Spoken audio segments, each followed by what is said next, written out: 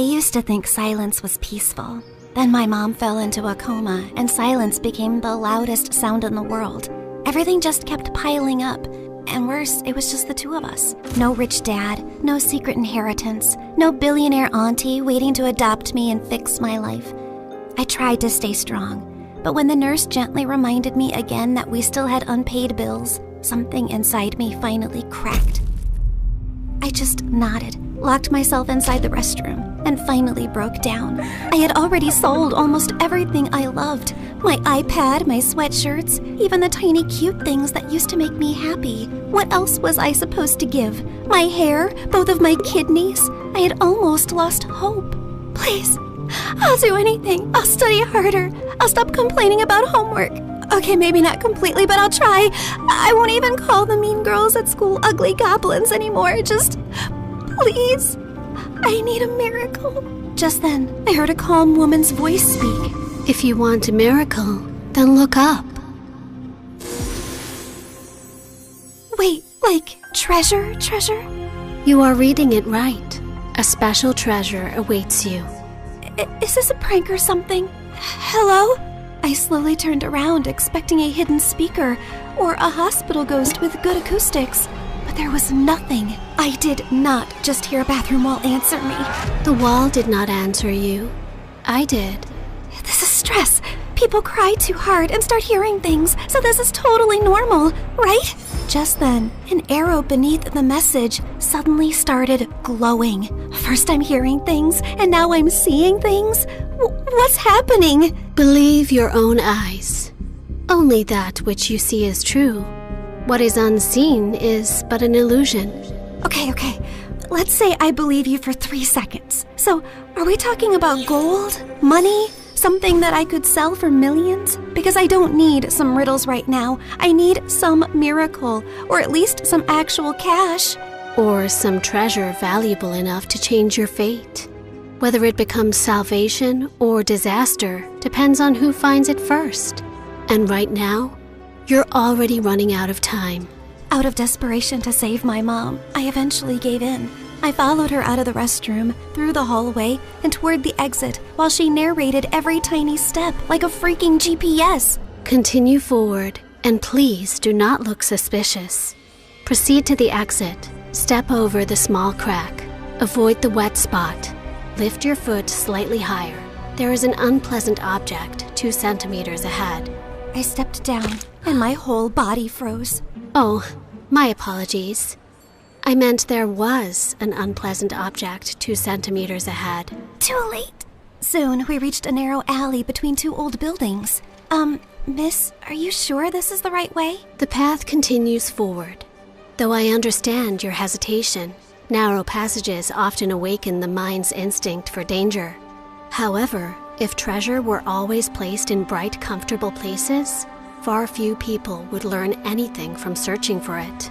So, that's a yes? Oh, that pretty summarizes what I've said. So, yes.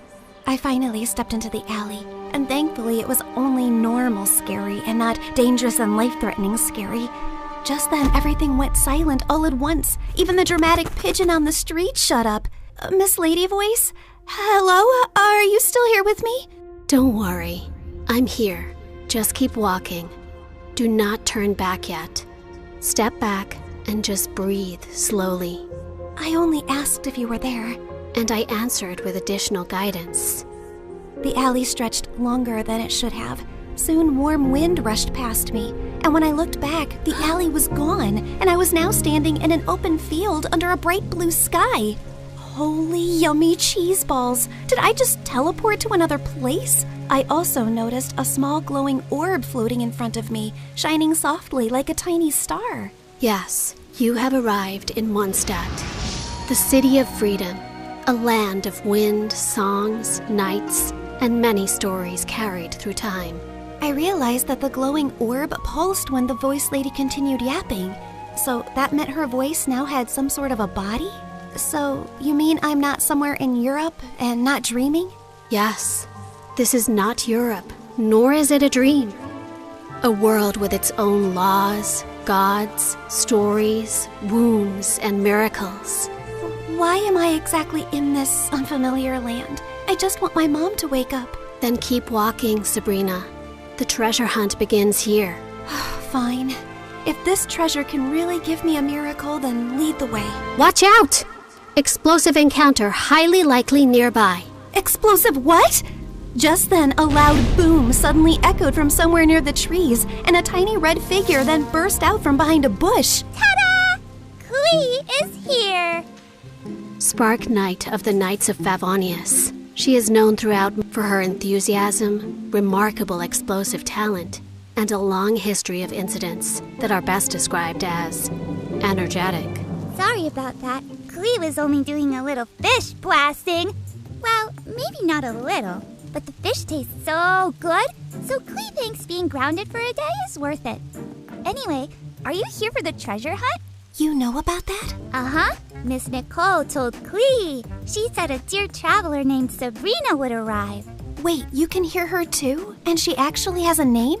Of course, Miss Nicole is the best. And she talks inside heads because she can't talk with her mouth. Mom says she's very smart and very nice, but also talks a lot. Alice said that? Yep. I see. Klee skipped closer and grabbed my hand like we'd been friends for 10 years. Nicole's panicked voice suddenly filled my head. Watch out! Hilly Charles incoming! Hilly what? Literally 6 seconds later, masked monsters burst out of the bushes, and Klee pulled out her bombs like this was a normal Tuesday. Jumpy, jumpy, go! Boing, boing, boom! Oh my god, am I gonna die? Stay calm. Step back. Duck! Now! Before I could fully lose it, golden light bloomed beneath us. Moment of birth. A glowing flower platform rose from the ground, blocking the monsters just in time.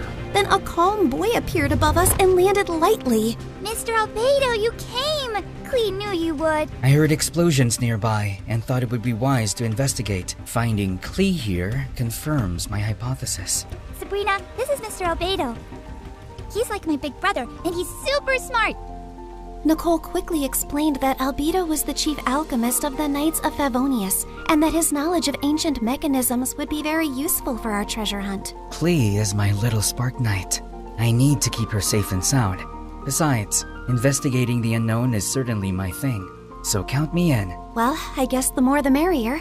After that, Nicole led us to Thousand Winds Temple, an ancient ruin full of broken pillars, weird symbols, traps, slimes, and things that clearly wanted me flattened. But somehow, because of Nicole's directions, Albedo's magic, and Klee's little bombs, we made it through. I thought you were just going to lead me to the treasure. You did not warn me about all this. Seriously, did I get transported into a video game world or what? A world is only called a game by those watching safely from the outside. To those inside it, every path, every danger, every choice is real.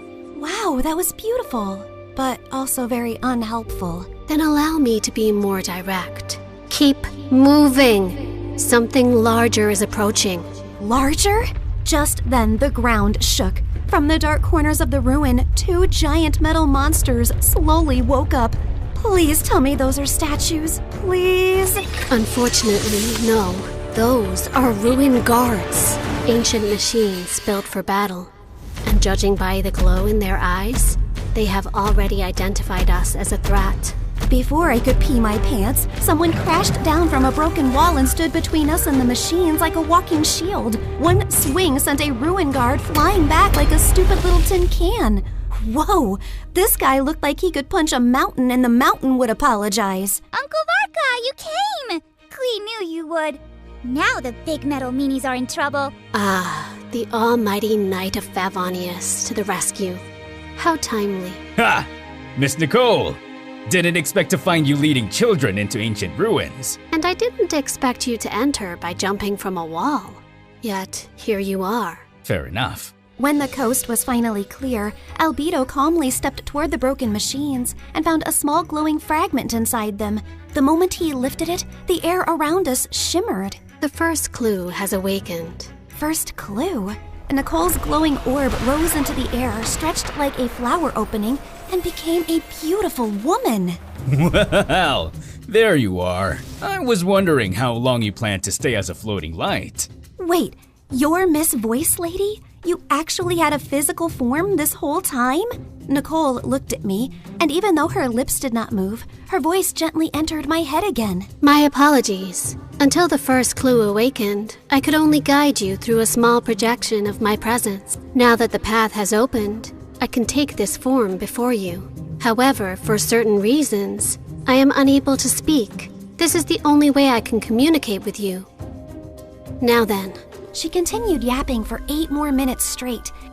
And from what I understood, she was an angel called N from the Hexen Circle, a circle of powerful witches. She then explained that the glowing fragment was a piece of the treasure's scattered light and could lead us to the traces left across Teyvat. The treasure you seek was broken long ago. Its light scattered across Teyvat, leaving traces behind. This fragment will reach those traces. The brighter it shines, the closer we are to the treasure. Across Teyvat? As in, this whole world of yours? Several regions, yes. That means a long trip, but don't worry. With Miss Nicole's incredible sense of direction, we'd never have to worry about getting lost. Yay! More big adventures! Wait, no, not yay. I need to go back. I have classes tomorrow and a sick mom in the hospital. Nobody told me this treasure hunt came with a lot of obstacles and a whole world tour. I understand. Your fear is not unreasonable, but the treasure you seek cannot be reached by standing still. Each clue will bring us closer, and each step will return you to the wish that brought you here. Fine.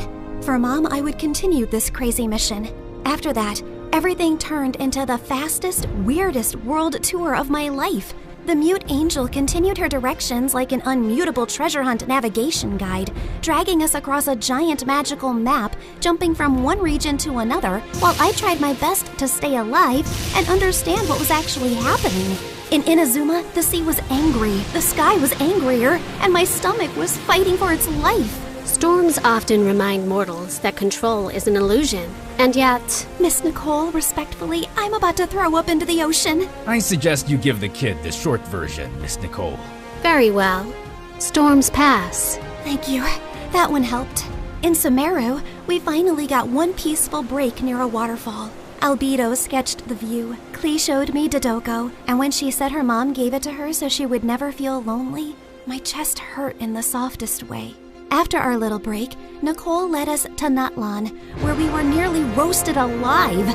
Fiery creatures chased us through rocky paths while she calmly yelled directions. And at one point, Varka carried Klee and me like luggage. This is fun! Uncle Varka is the best! Hold on tighter!